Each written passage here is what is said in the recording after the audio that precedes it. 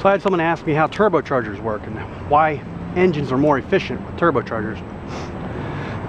First we have to explain what an internal combustion engine is. It is an explosion inside a confined space. There's no point in having an explosion that's not inside a confined space, because it has to be confined in order for the explosion to push against things.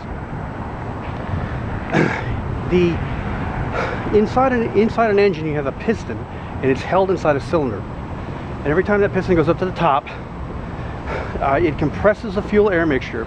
You set off the fuel-air mixture, it explodes and pushes the piston back down.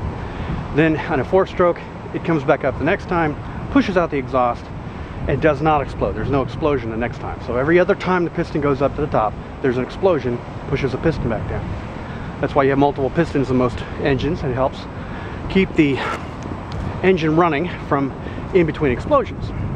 Now, the amount of compression from the piston being all the way down to the piston being all the way up is called the compression ratio. Now let's not worry about what the numbers are, because let's just say we have compression ratio X. If we're going to run the engine, it's always going to have the same compression ratio, because the piston is locked. Basically, how far it goes down, how far it goes up is set. There's nothing you're going to do about it. There are ways to affect it by changing the pressure in the engine.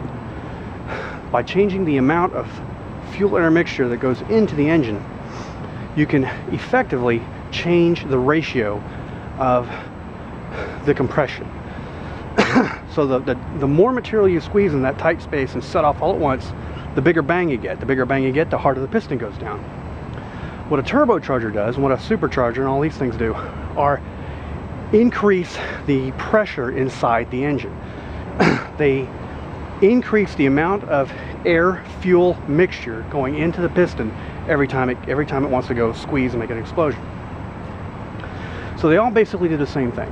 Turbochargers use exhaust to compress the air, to squeeze the air together before it goes into the engine, to increase the pressure before it goes into the piston, into the cylinder. Let's see. A supercharger, from my understanding, runs off a belt on the engine or a chain on the engine, a lot like the alternator would. So you have basically the engine itself turning to turn the compression mechanism inside a supercharger to force more pressure into the engine. Now you can't get more pressure by increasing the size of the carburetor, for example. I remember someone trying to explain it to me years ago. So you can't just put a great big carburetor on a small engine. You still have the same pressure. It's more free-flowing. It will allow the same pressure to go through the engine more easily with less friction, less problems, but the pressure is still the same, basically 1 atmosphere. So if a turbo is running at 14 pounds boost, which some run at 20 or 30 pounds boost in race cars, they're running, if it runs at 14 pounds boost, it's actually doubling the pressure in the engine that goes in the engine. So what you're doing is you're making more of the fuel-air mixture, the explosive, go into the cylinder. So the cylinder squishes it. When it gets up to the top of the cylinder, it goes off. So why are they more efficient? I mean, you'd think you were just using twice as much fuel. Well, remember, in the case of a turbocharger, when you let your foot off the gas, the exhaust is not running up through the engine as much, so you don't get as much drive going through the turbo. So it's not compressing as much air. So basically, you're backing off the force, the extra amount of fuel-air mixture is not going into the engine. Because when your engine's idling, just sitting there putt, the turbo is basically freewheeling. It's not causing any more pressure to go in the engine, so you go back to the normal amount of air-fuel mixture. You step on the gas, the amount of exhaust increases, spins up the turbo, and pushes more and more force. It does more and more compression of the air-fuel mixture, and you get more and more of it going into the cylinder. So basically you can choose how much pressure you increase by. So effectively what you're doing is, when you don't need a lot of of compression ratio.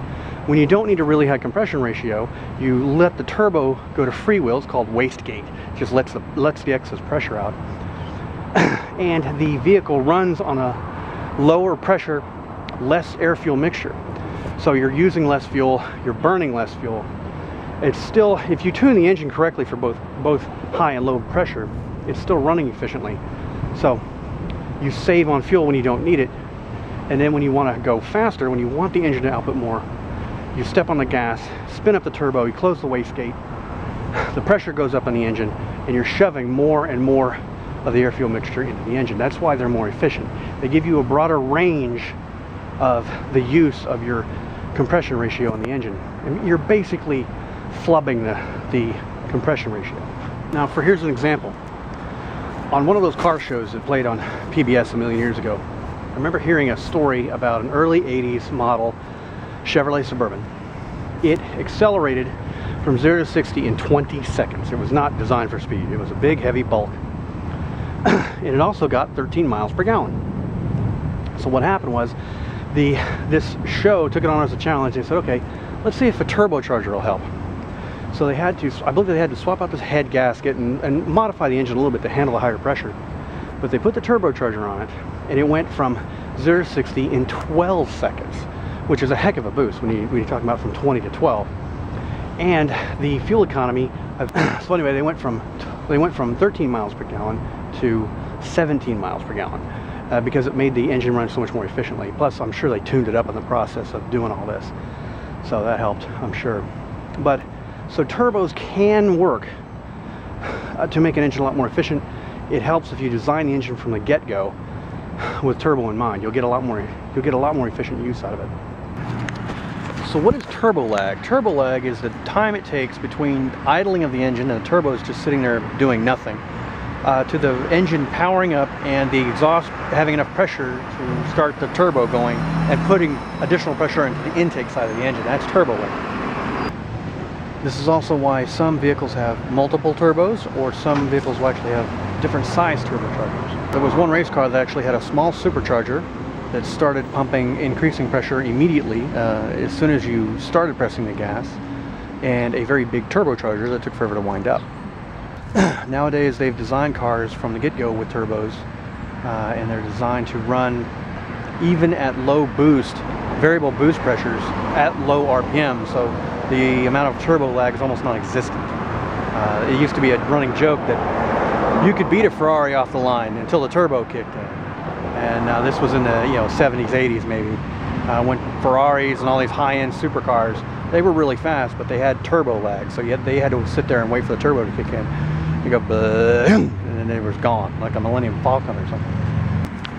So here I am complaining about more cars should have turbos. I was talking to the guy today, just bought a brand new Ford truck with a 6-cylinder in it and a turbocharger. It's a gasoline engine, not a diesel. And it's a full-size, I think it's an F-150 4x4, and it's got the 6-cylinder with a turbocharger on it, and he said it don't miss those other 2 cylinders at all. Yeah, so let's see if this comes out. I busted the living crap out of my Canon camera.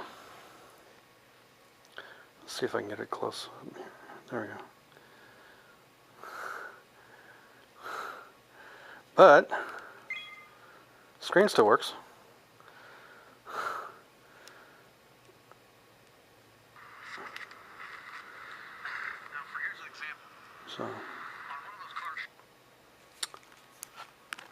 So I filmed that after I busted the screen, so it still shoots film and stuff. It just, looks like I know what I want for Christmas. Other than that, it still seems pretty good. Even with the lanyard, I used the lanyard. It hit the concrete, and that lanyard's probably saved it 55 times. This must have been the 56th time that it hit the concrete.